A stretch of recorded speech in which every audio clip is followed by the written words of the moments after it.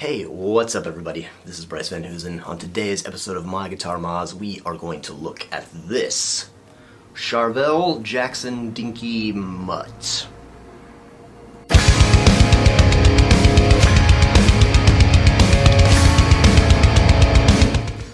Alright, so first up today, I wanted to say thank you to everybody who's followed me or subscribed to me on YouTube in the last recent weeks. I had a pretty big, for me at least, influx of YouTube subscribers, so I just want to say thank you everybody for being here, and share and like and click the bell, whatever that means, I don't know. Anyway, so today we're going to talk about this Charvel Jackson Dinky Mutt guitar that I put together and covered in Snakeskin tolex. A little bit of history on this. This guitar sort of started off as one of the cheap-o Jackson Dinky guitars that you could buy from any music store as sort of the entry-level Jackson shredder dinky guitar. I was on tour with my old band, Spellcaster, and we had stopped, I think in New Jersey or somewhere in New England around that particular area.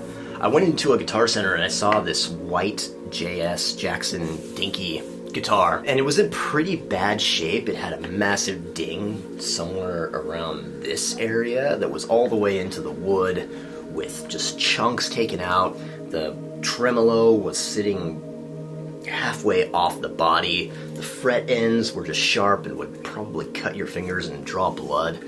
It was a mess, but it was really cheap, so I bought it and thought, hey, I could probably do something with this, or at least use it for parts, or make it, you know, kind of cool. So I got home, and the first order of business was to try to, I guess, get rid of the blemishes that were on the guitar. I mean, of course I'm into things looking old and worn in, but just having straight up dings in a guitar, like it was dropped or something, that's not really my thing. So I thought, what can I do with this guitar? Refinishing it was probably a little bit out of the option because I don't really know anything about making wood repairs and doing that sort of thing.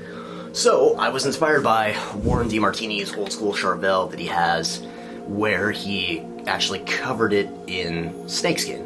So if you've ever seen any rat videos from the 80s, you'll probably know what I'm talking about. So I researched buying an old piece of snakeskin or something like that, and I found that it was really super expensive and probably for the best. I think snakes need their skin maybe a little bit more than my guitar needs it. So I had some tolex, snakeskin tolex, just kind of sitting around, and I thought, hey, why don't I try to cover the guitar body with this and make it sort of as cheap and affordable as possible, and we'll sort of see how it goes. So I literally just kind of sanded the front part of the Jackson Dinky, of course took everything off. I sanded it so that basically, you know, the glue had something to kind of hold on to, and then basically I just took some Titebond wood glue and some tolex and just sort of started lathering it up using a paintbrush, and then laid this down. And it was actually kind of difficult. It's definitely not a perfect job. I've never really laid tolex on like an amp or anything like that before, but I think that the fact that it is sort of a little bit rough around the edges kind of gives it more of a natural sort of vibe. So yeah, basically I would just do this one step at a time, and I did the front, glued it all down, let it dry for 24 hours, then I did the back, glued everything down, let it dry for 24 hours. This part was, as you can see, it's kind of not the best. I think that's probably where I did the worst job, but it was a super pain in the ass. Did the back, and then I did the sides going around, and kind of just took a razor blade and cut everything, and then sort of painted all the white edges. Then after that, I covered it in some varnish, and this was basically the result. Then it was time to start putting all of the hardware and electronics and things like that back on. At the time, it was basically just the same kind of dinky body with the dinky neck and the dinky hardware, all of that. I swapped out the electronics, of course. Being an EMG artist, I'm pretty gung-ho about using EMGs in all of my guitars. So I have a standard 8185 set EMGs here. Metal pickup rings, of course, because they're the most badass. And then I basically rewired it to have just one volume, and I have a actual light-up kill switch here, which we can see if I plug it in. All right, and we're plugged in. Can you see it lighting up? Yeah, you sort of can see it lighting up here. I think the battery on this guitar probably needs to be replaced, so these kill switches are cool, but they drain the hell out of your batteries, which is a little bit obnoxious, but whatever. Yeah, so I put the kill switch in here. This is a kill switch from a company called Tessie, I think, and it basically just does that whole kind of thing. Custom, different kind of satin-looking knob, and then the EMG three-way switch with a parchment switch tip. It's not the standard metal bullet one that I usually use, just because, I don't know, I thought the parchment kind of bone looking thing sort of looked cool for this guitar. The bridge, I replaced the Jackson bridge with another Super V tremolo. This time it's the 2-point tremolo, since that's what came on this guitar originally.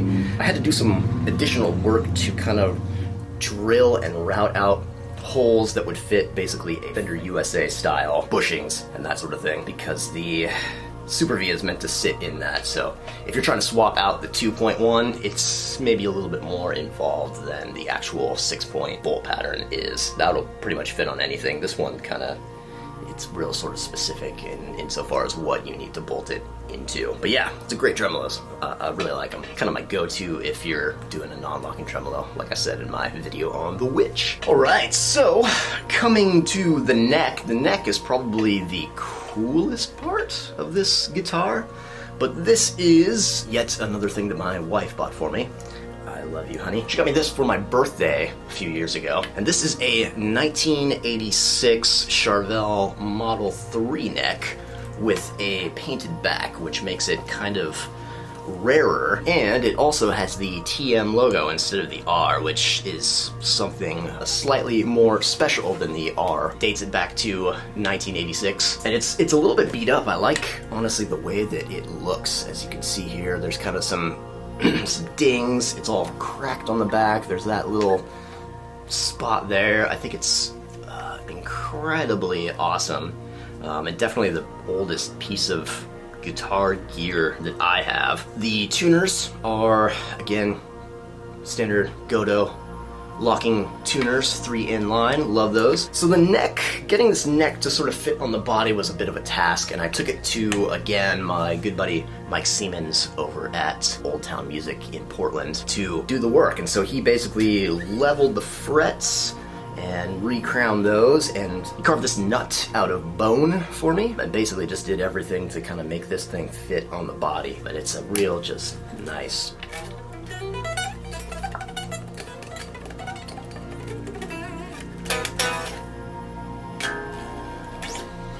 Yeah, plays awesome. Love it. Rosewood fretboard. These just plain white plastic inlays.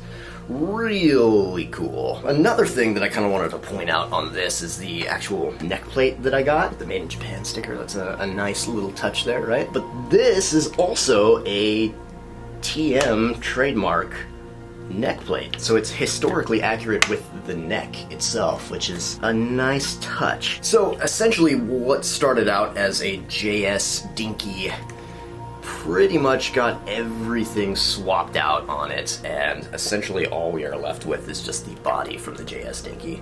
And I don't know exactly what the wood is. It might be plywood or poplar or whatever. I think the fact that, you know, I'm using EMG 8185 instead of, say, passive pickups or something is going to make it sound just more like an EMG 8185 equipped guitar than anything else. So, but yeah, this thing plays great and it sounds great and it looks really cool too.